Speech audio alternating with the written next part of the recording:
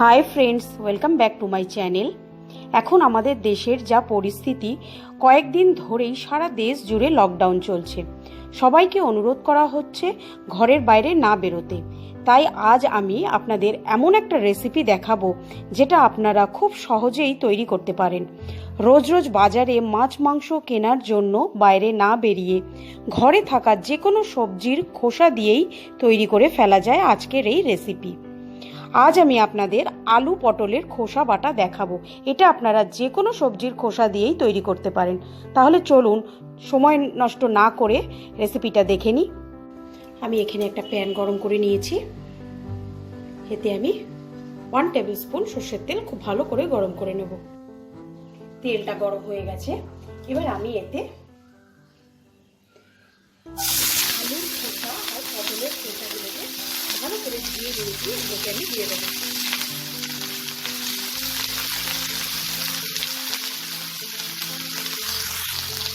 এতে আমি 8-10 কোয়া রসুন দেবো আর 5টা কাঁচা লঙ্কা দেবো। ঝালটা আপনারা আপনাদের পরিমাণ মতো দেবেন।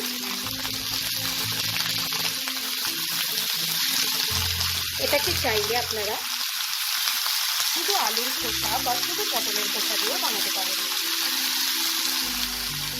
পরিমাণ মতো নুন দিয়ে দেবো।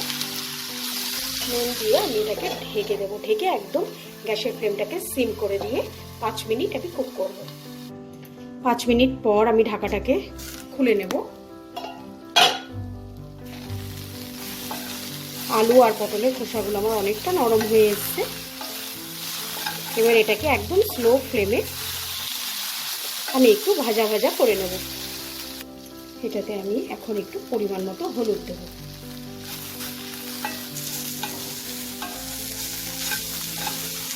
দিয়ে এটাকে আমি ভালো করে ভেজে নেব। এটাকে আমি আরো 5 মিনিট একটু ভেজে নিয়েছি। এবার গ্যাসের ফ্লেমটাকে আমি অফ করে দেব।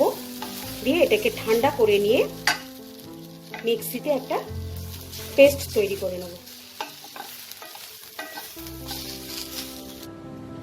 গ্যাসটাকে আমি আবারও জ্বালিয়ে নিয়ে ওই সেম প্যান গরম করে নিয়েছি।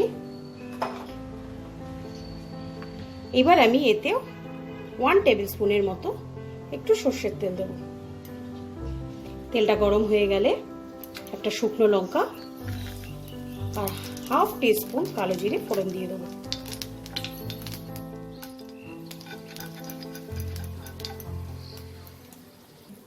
ফোড়নটা থেকে ভাজা ভাজা গন্ধ বেরিয়ে গেছে। এবার আমি মিক্সিতে তৈরি করে রাখা আলু আর পটলের খোসাটা দিয়ে দেবো।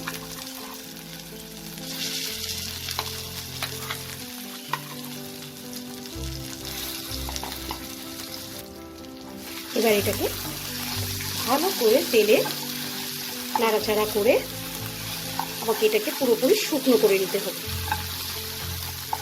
এই সময় আপনারা নুনটাকে টেস্ট করে নিতে পারেন।